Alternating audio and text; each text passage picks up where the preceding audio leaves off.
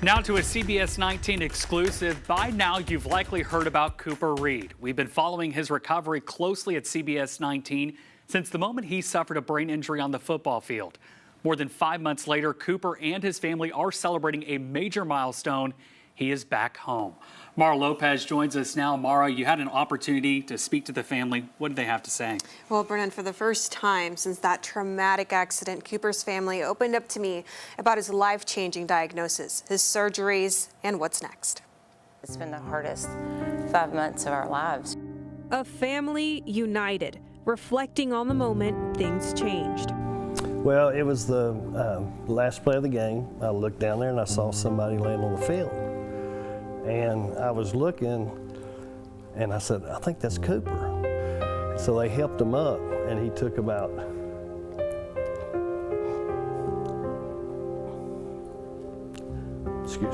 about 5 steps and he fell.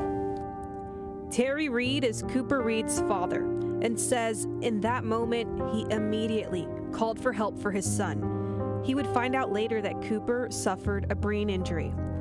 The ambulance rushed him to the hospital, and from there, their world turned upside down. So he came in and he told us that Cooper needed to go into surgery right away. We later found out that he had also suffered 5 or 6 strokes on the way between the injury and between that time in the hospital. Cooper's mom, Suzanne, says the doctors did everything quickly and with care, explaining how serious his condition is and everything she and her husband will need to do to help him recover, including learning how to communicate with him. And she started teaching him to turn his head left for yes and right for no. He's still not talking to us, but he responds, and he can answer. He knows where he is. Mom and Dad spent every second at Cooper's side, but they say the only reason they could do that was because of the outpouring of community support. The miracles that have worked in his life so far is because of all of that love and support and what they've been doing for us and doing for him. They mentioned all the fundraisers, the text and calls, but what they expressed meant the most is the constant prayers. I've looked for words bigger than thank you. I've looked for words bigger than grateful. And there's not a big enough word to describe the love and the support that we have felt. That support filling their hearts with joy as the family arrived Wednesday afternoon to a sea of supporters outside Cooper's high school. I hadn't seen very many smiles on her face since all this has occurred, but I tell you what, yesterday, seeing the smile, I saw more smiles than I've seen in a long time, and for her to have her son home and for us to be here it was a glorious day.